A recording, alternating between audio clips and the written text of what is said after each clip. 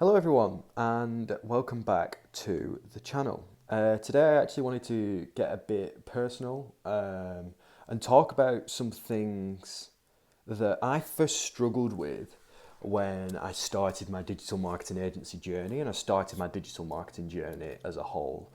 I think that digital marketing can often be glamorized as this easy kind of get rich quick scheme. And I think it's been glamorized by the general media, general population to be this easy thing that you can do to generate money and generate clients like really quickly. And I just don't think, after being in the industry now for about 5 years, I just don't think that's the case. And for people who are coming up and for people who are starting, I just wanted to kind of make this video. Now, however many people see it, I hope that at least one person is impacted by it in some way.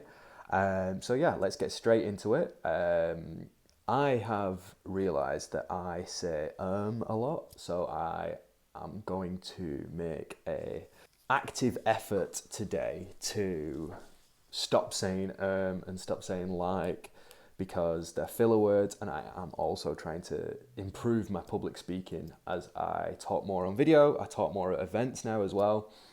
So yes, I'm going to be making an active effort and a conscious effort to stop saying and we will if you want to comment down in the comment section below how many times I say it, then let me know because I do need people to keep me accountable for it. So yeah, let's get into today's video. I think the first major thing that I had to learn, and all marketers have to learn this, is marketing is a numbers game and numbers don't lie. What I mean by that is everything that you do in marketing usually involves numbers. It involves ROAS, it involves click-through rate, these different kind of metrics that you're constantly judged off. With marketing, you're always playing with the business owner's money, realistically, unless you're on percentage revenue share. And then again, you're still playing with the business owner's money. And when it comes down to money, business owners can be I even know myself, business owners can be very touchy. They're very wary of what is happening and what's going on with their money. Are you giving them money back for the money that they're putting in? Is this investment worth it?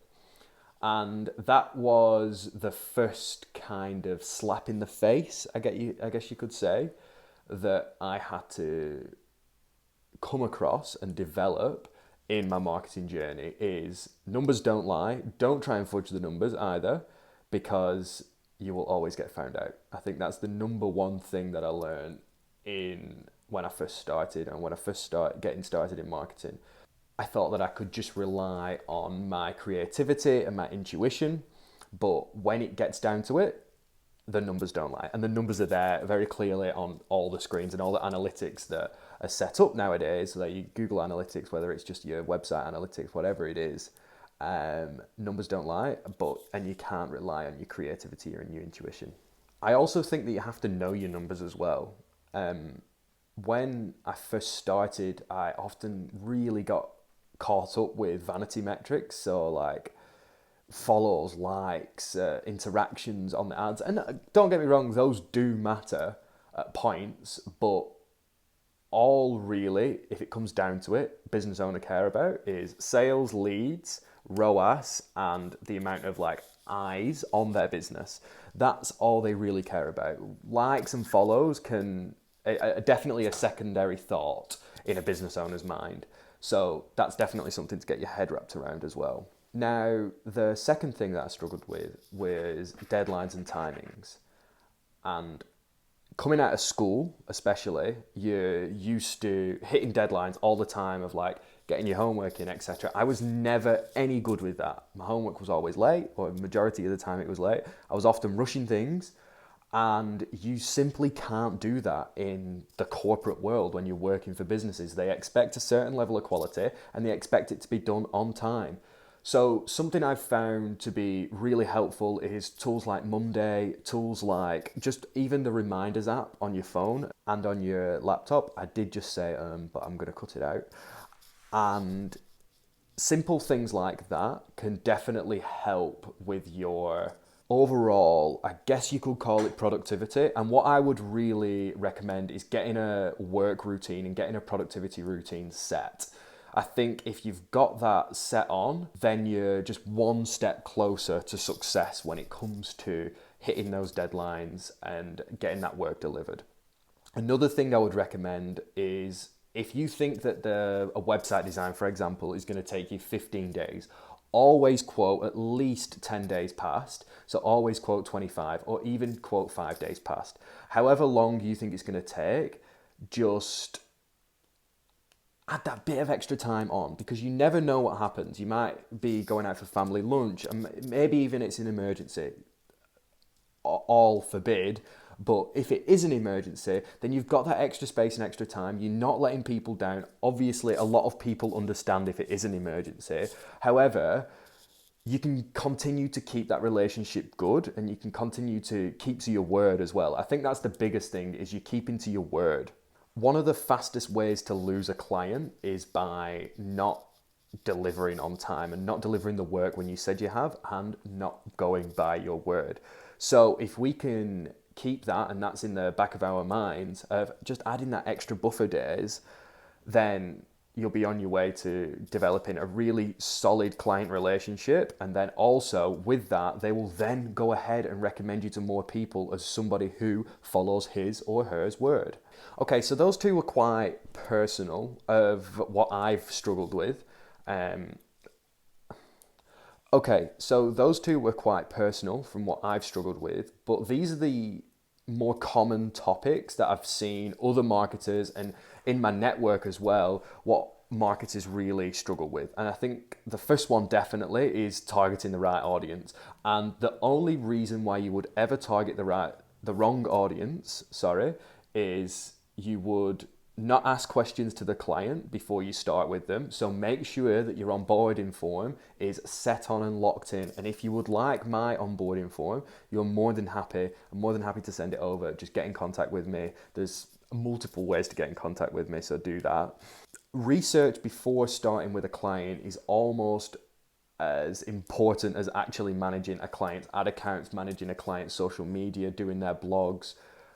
The research before is the most key bit. And once you get that onboarding form right, then you will see your results for your clients increase dramatically.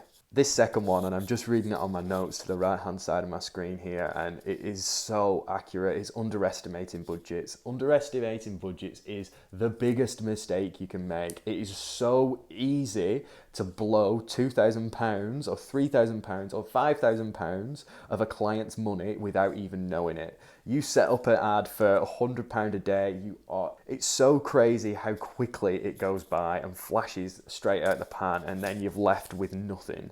It's so important to start small, test, and then scale your way up through the advertising campaign. Your market's not just going to disappear tomorrow, and there's always going to be a budget there for business owners if there's ROAS coming in and if there's profits and revenue coming in as well.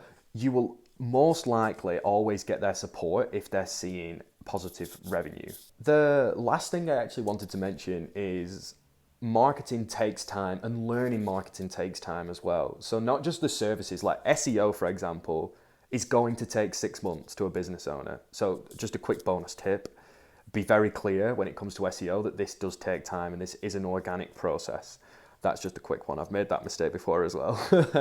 But learning marketing takes time. When you first get started with starting your marketing agency or being involved in a company doing their marketing as a freelancer or anything like that, you are going to make mistakes. Like, it's going to happen, but you've just got to ignore those and learn from them. Learn from them as best as you can. When I first started, I generated some decent results for my first client, and then I thought after that, I'll get 10, 15 clients straight away, and I'll get the same results as I did for this guy, which was pure luck, by the way, for these other clients as well. And it just wasn't the case. You have to be upfront, be straight with people, and then learn, adapt, and experiment. That's the only thing that I would say is how you're going to get better at marketing. You are in the real world as well, so I think it definitely speeds things up. You're forced to learn on the job, or else I was anyway, especially with when clients are coming to you for a website design, for example, and then they want SEO, social media, pay-per-click services, and they want it all from you. You definitely kind of like switched into a different gear. And sometimes being switched into that gear can be quite overwhelming. So another thing that I would recommend is just journaling your thoughts and your feelings and getting it out down onto paper. I mean, this is something I do every night, or have started to do every night now. Getting my feelings down about the weekdays, it just removes it from your mind, and therefore, I mean, my sleep has got so much better since I started journaling. Now, if you are in the early stages and you're feeling like things are just getting on top of you, trust me, we've all been there. Don't give up. Keep learning, keep tweaking, and keep evolving as a marketer, and keep managing your time.